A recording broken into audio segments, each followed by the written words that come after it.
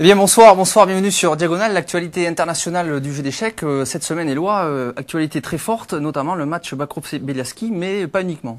Oui, pas uniquement, puisque nous avons également été au Sénat à l'inauguration des tables d'échecs, où là nous avons eu l'occasion de voir des personnalités people qui s'intéressent au jeu d'échecs, notamment Christian Poncelet, Jean-Pierre Chevènement, Étienne Bacrot, Joël Lautier, ils étaient tous là. Joël Lautier, Jean Becker, réalisateur, ainsi que José Giovanni. On a rencontré la championne de France, Christine Flir aussi.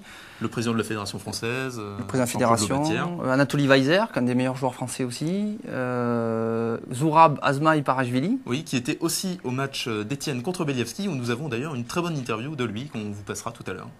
Donc match Bakrov-Beliavsky, Éloi, qui s'est terminé avec donc la victoire de Beliavsky, justement, donc de l'ancien candidat au titre mondial. C'était peut-être un match un peu difficile pour Étienne, mais bon, il a quand même réussi à égaliser un peu le jeu, peut-être un peu. Il s'est lancé un peu trop à l'attaque sur la deuxième partie. Oui, disons pour rester simple, que Étienne Bacrot n'a pas fait un mauvais résultat. Il a perdu le match 3,5, 2,5.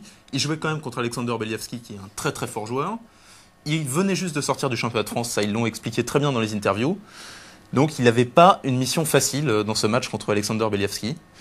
Et le score, je trouve qu'il s'en est sorti de façon honorable. Disons, il a perdu une seule partie sur une préparation de Beliavsky, et il a quand même tenu 5 nuls, c'est-à-dire qu'il a montré une fois de plus qu'il est très solide et qu'il arrive à tenir un joueur du top niveau mondial assez facilement. Alors je crois qu'on a un petit commentaire en fait sur la formule du match par le père d'Étienne Bacrot. Oui, pourquoi Étienne Bacrot fait-il des matchs et non pas des tournois?